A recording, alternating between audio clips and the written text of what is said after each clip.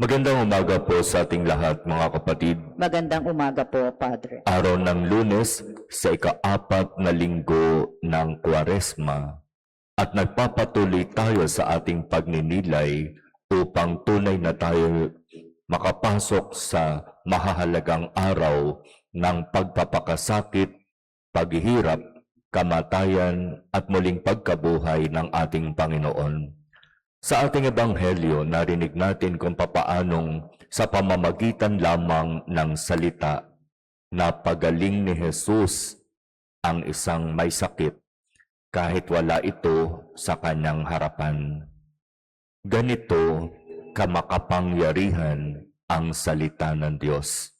Sa simpleng salita lamang ni Jesus, magaling na ang iyong anak, umuwi ka na.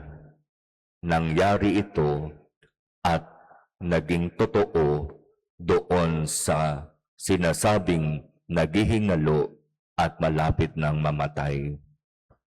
Mga kapatid, kung tunay na paniniwalaan natin at panghahawakan natin ang salita ng Diyos at hindi tayo mag-aalinlangan, tunay nating matatanggap ang biyaya. Sapagkat ang salita ng Diyos na ito ay buhay, makapangyarihan.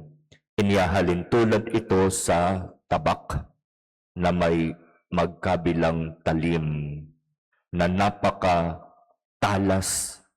napakabisa, napakatindi, na kapag tumama sa iyo o sa akin, talagang wala na tayong magagawa kung hindi magsabing, aray, ako na naman ang pinatatamaan. Yung paring yan, wala nang ginawa kundi magpatama. Lagi na lamang mayroong pinatatamaan. Ganyan ang salita ng Diyos. Kapag ipinahayag, diretso sa'yo. Diretso sa akin. Hindi iyan patungkol sa kanya. Hindi iyan patungkol sa kanila. Iyan ay patungkol sa iyo, sa akin. Kaya hingin natin sa Diyos ang biyaya na tunay nating maunawaan ang mensahe na nais niyang ibigay sa atin sa pamamagitan ng kanyang salita.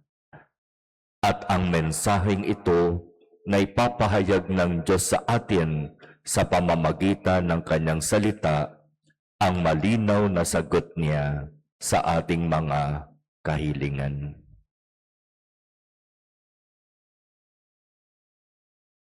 Amen.